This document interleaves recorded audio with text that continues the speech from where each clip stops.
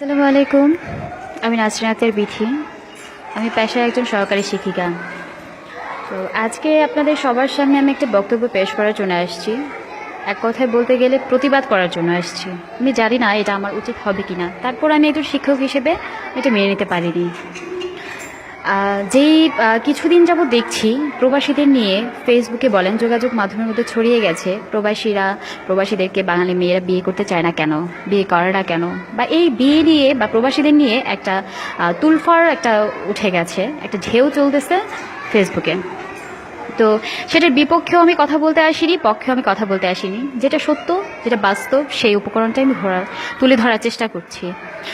এই যে প্রবাসী ছেলেদেরকে নিয়ে যে এত কথা হচ্ছে, যেই মেয়েরা এই সমস্ত আলোচনা করছে, তারা কি আদৌ কোনো ভদ্র ফ্যামিলির মেয়ে, না তারা আদৌ কোনোদিন ভদ্রতা শিখেছে, আদৌ ভদ্রতা শিখতে পেরেছে কি তারা? তারা কি উচ্চশিক্ষায় শিক্ষিত হতে পেরেছে? আমার মনে হয় না।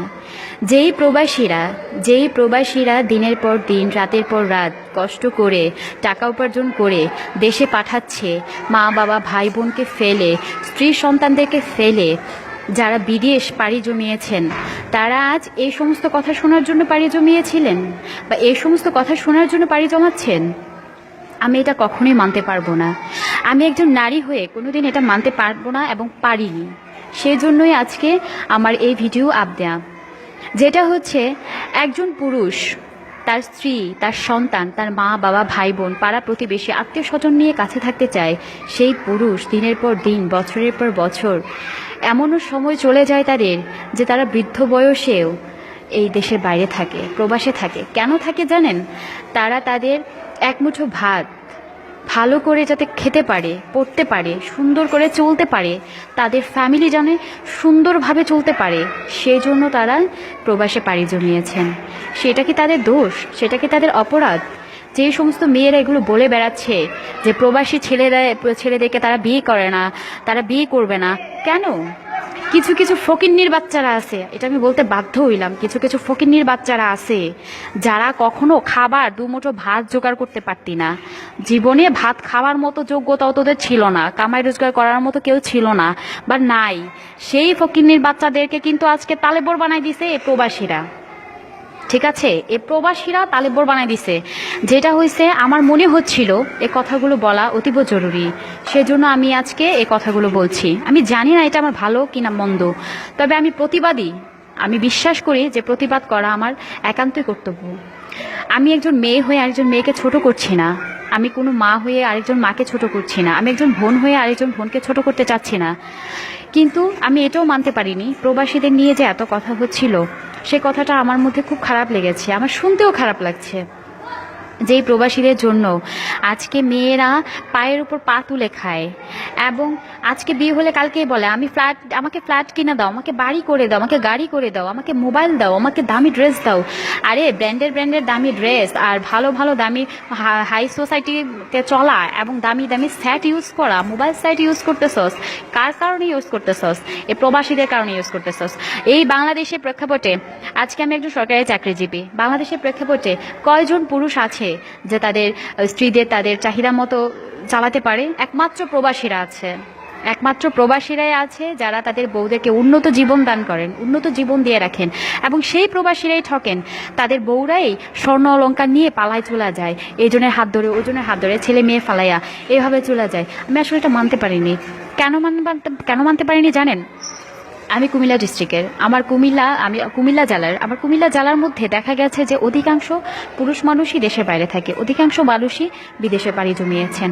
তাই বলে কি তারা বিদেশে পাড়ি জমিয়েছেন বলে কি তাদের অন্যায়, তাদের দোষ? আমি এটা মানতে পারলাম না। এবং আমি সেই সমস্ত মেয়েদেরকে বলছি যে সমস্ত জন্মের দোষ আছে, সেই সমস্ত মেয়েদের জন্মের দোষ আছে।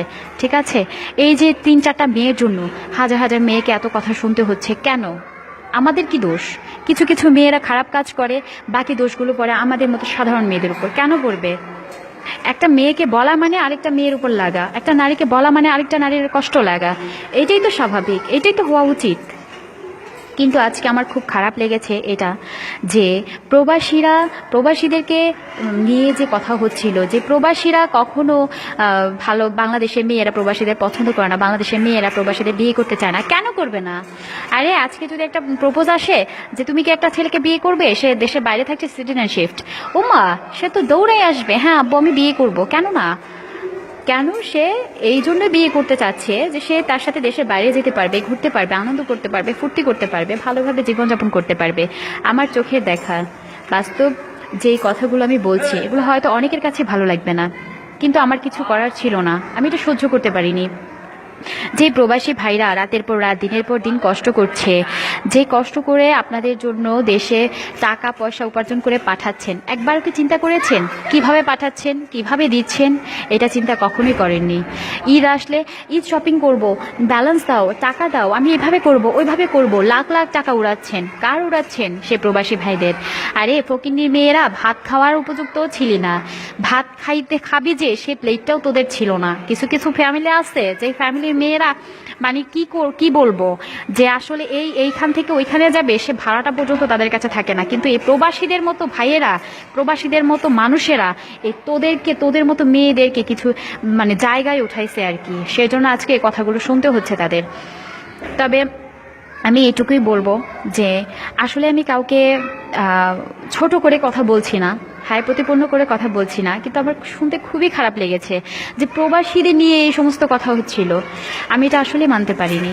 আমি জানি না আজকে এই ভিডিও করার পর আপনাদের মনে কি আসবে। আসলে আমার খুব খারাপ লেগেছিল। এই প্রবাসীরা দিনের পর দিন, ঘন্টার পর ঘন্টা, সেকেন্ডে সেকেন্ডে কষ্ট করছে। কাদের জন্য করছে? এই বাংলাদেশে তাদের মা ভাই বোনকে, স্বামী এবং তাদের স্ত্রীদেরকে, তাদের সন্তানদেরকে ফেলে গিয়েছে, সেই জন্য তাদের জন্যই কষ্ট করছে, তাদেরকে রোজগার করে খাওয়ানোর জন্যই কষ্ট করছে, উপার্জন তাদের জন্যই করছে। আর সেই মেয়েরা আজকে বলছে যে প্রবাসীদের বিয়ে করতে হয় না, প্রবাসীদের বিয়ে করলে আসলে মেয়েরা কষ্ট পায়, হ্যান ত্যান।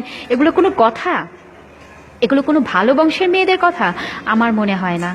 কখনো কোনো ভদ্রতা, কোনো নম্রতা, কোনো কি বলবো, যে শিক্ষিত ফ্যামিলির মেয়েরা কখনোই এগুলো বলতে পারবে না, এবং তাদের মুখ দিয়ে কখনোই এটা আসবে না। আমি তো এটা মানতেই পারছি না যে প্রবাসীরা এত কষ্ট করছে, দিনের পর দিন, ঘন্টার পর ঘন্টা এত কষ্ট করছে। কাদের জন্য?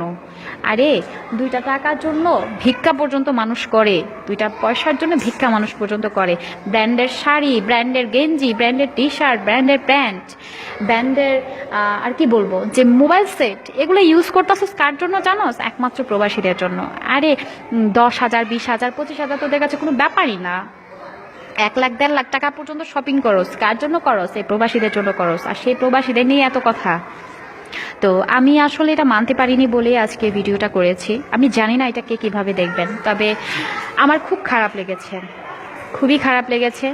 এই সমস্ত মেয়েদের জন্য, এই সমস্ত কুলাঙ্গারদের জন্ম দিয়ে যে মা বাবা কী ভুল করেছেন তার নিজেও জানে না। এই কুলাঙ্গারদের জন্য আমাদেরও কথা শুনতে হয়। এরা যত বাজে কাজ, যত বাজে খারাপ কাজগুলো করে করে বেড়ায়, এবং এদের জন্যই, কিছু কিছু মেয়ের জন্যই আমাদের পুরো নারী জাতিকে অপমানিত, অবহেলিত হতে হয়। যে প্রবাসীরা বিয়ে করে বউ রেখে যাচ্ছেন, দেশে রেখে যাওয়ার পর থেকে হাজার হাজার লাখ লাখ টাকা দিচ্ছেন, সেই প্রবাসীদের বউরাই ভেগে যাচ্ছে। এই যে এত নিউজ দেখা যাচ্ছে, কিছুদিন পর পর দেখা যায় ফেসবুকেই একটা ঢেউ উঠে যায়, একটা ঝড় তুফানের মতো হয়, শুরু হয়ে যায় যে প্রবাসীর বউ আরেকজনের সাথে চলে গেছে, এইজন টাকা নিয়ে চলে গেছে, স্বর্ণ নিয়ে চলে গেছে, বাচ্চা কাচ্চা সন্তানাদি ফেলে চলে গেছেন। এটা হরহর হচ্ছে, বাস্তবতা। এটা বাস্তব স্বীকার করতে হবে, এটা হচ্ছে, এবং এই প্রবাসীদের ভাইদের সাথেই হচ্ছে। তোরা যে দিনের পর দিন এই প্রবাসীদের ঠকাচ্ছিস, প্রবাসীদের সাথে মেলামেশা করছিস, তাদের সংসার করছিস, তোদেরকে এক বিন্দু লজ্জা লাগে না? লজ্জা আছে তোদের মতো মেয়েদেরকে আসলে নারী হিসেবে মানতে আমার লজ্জা লাগছে, আসলেই লজ্জা লাগছে। আমার কাছে আসলে অনেক কষ্ট লাগছে যে দিনে একটা দিন মা বাবাকে না দেখলে কত কষ্ট হয়। সেই মানুষেরাই, আমাদের মতো মানুষেরাই দিনের পর দিন, ঘন্টার পর ঘন্টা, বছর কি বছর কাটিয়ে দেয় আত্মীয় স্বজন ছাড়া অন্য একটা রাষ্ট্রে যেয়ে কত কষ্ট করে। বাঙালিরা অনেক জায়গায় অবহেলিত, কত কষ্ট করতেছে শুধু এই বাংলাদেশে রেখে যাওয়া বউ বাচ্চা মা সন্তান এবং আত্মীয় স্বজনের জন্য, আর তাদের কিনা এইভাবে অপমান। আসলে এটা আমি মানতে পারিনি। আমি জানি না আজকে আমার এই কথাগুলো কার ভালো লাগবে কার মন্দ লাগবে, কে কি বলবে না বলবে, কিন্তু আসলে আমি এটা মানতে পারিনি। এটা আমার পক্ষে মানা সম্ভব হয়নি। তো আমি আপনাদের সবার কাছে ক্ষমা চেয়ে নিচ্ছি যে আসলে আমি আজকে এই ভিডিওটা দিতাম না, আপলোড দেওয়ার কোনো ইচ্ছা আমার ছিল না, কিন্তু আসলে আমি বাস্তবতাটা থেকেই এই কথাগুলো বলেছি। আমি জানি না আপনাদের কেমন লাগবে বা কেমন লেগেছে। আমাকে সবাই ক্ষমার দৃষ্টিতে দেখবেন। আমি আপনাদের সবার কাছেই ক্ষমা চেয়ে নিচ্ছি, কারণ এই সমস্ত কথা বলা আসলে আমার উচিত ছিল না, কিন্তু আমি বুঝতে পারিনি এবং আমি সহ্যও করতে পারিনি। তো যে প্রবাসী ভাইরা আছেন, দেশের বাইরে আছেন, তাদের জন্য আমার অন্তঃস্থল থেকে তাদের জন্য আমার দোয়া রইল, শুভকামনা রইল।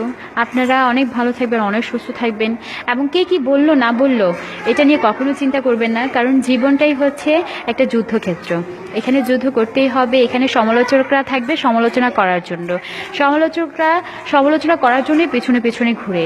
অর্থাৎ তাদের সমালোচনা শুনে যদি আপনারা স্তব্ধ হয়ে যান, মন খারাপ করেন, কষ্ট পান, তাহলে তো জীবনে চলতে পারবেন না, এগোতে পারবেন না। আমি আমার পক্ষ থেকে আপনাদের সবাইকে জানাচ্ছি অকৃত্রিম ভালোবাসা, এবং সবার প্রতি রইল আমার অনেক দোয়া এবং শুভকামনা। সবাই ভালো থাকবেন। আল্লাহ হাফেজ।